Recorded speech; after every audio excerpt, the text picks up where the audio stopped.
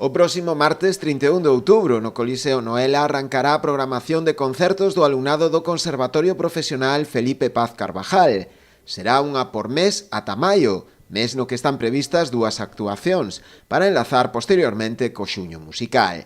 Todas as actuacións serán de balde ás 8:30 da noite. Temos un concerto mensual, estamos falando de un volumen de alumnado cerca de 130 alumnos, que para que os concertos non sean moi longos e sean atractivos e a menos en torno a 1 hora de duración necesitamos facer un concerto ao mes e aínda así os acompañamos con outros como os do xuño musical onde xa hai un concerto semanal.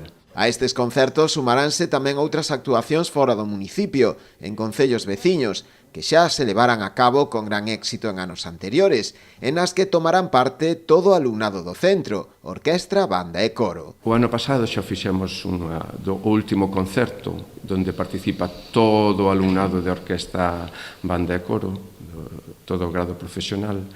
Fixemos unhas saídas, o ano pasado foi aos concellos de Porto do Son e de Outes, de onde tamén temos alumnado, porque hai escolas de músicas e nos nutren de alumnado. Este ano vamos a outros concellos dos que tamén veñen o alumnado, que a Muros e a Boiro.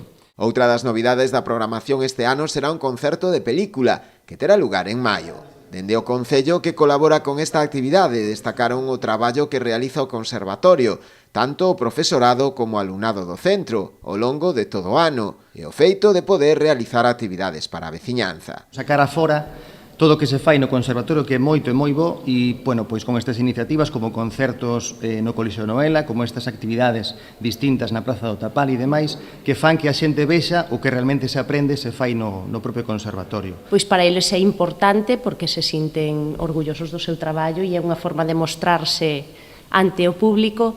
Nós sempre que, dende o Concello, sempre que podemos asistir, pois estamos encantados de facelo, é algo que realmente nos agrada e dende o Concello, como sempre, seguimos apoiando o Conservatorio de Música e así o seguiríamos facendo mentras sexa posible. A programación completarase cun concerto didáctico previsto tamén para maio ou os concertos de Nadal nos colexios Felipe de Castro e Alexandre Rodríguez Cadarso.